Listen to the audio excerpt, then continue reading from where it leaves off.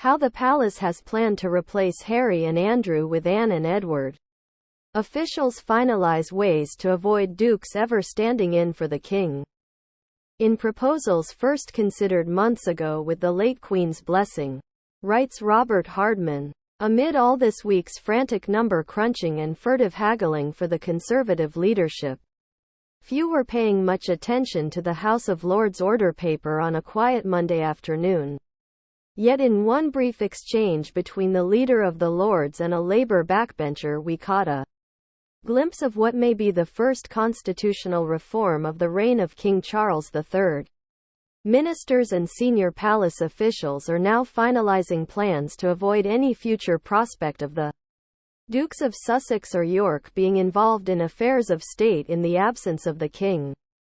Under proposals expected to come before Parliament, possibly within weeks, the king will be able to draw on a wider pool of royal substitutes, not least the Princess Royal and the Earl of Wessex, to conduct routine constitutional duties when he is out of the country.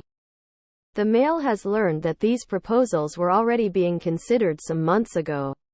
With the approval of the late Queen, Monday's parliamentary reply from the leader of the Lords, Lord True, suggests that reform may be imminent. At present, when the monarch is absent for whatever reason, state business, such as approvals for most appointments and legislation, can be conducted by two councillors of state, under the terms of the Regency Acts of 1937 and 1953.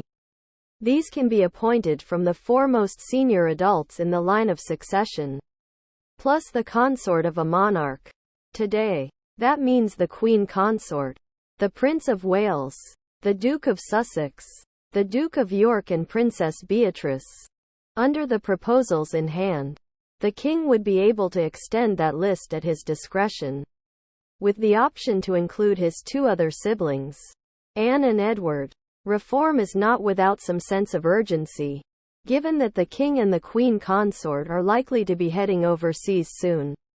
The first time that the monarch has been out of the country in 7 years. On the last occasion, the late Queen was attending the 2015 Commonwealth Summit in Malta. The Dukes of Sussex and York were among those she appointed as councillors of state beforehand.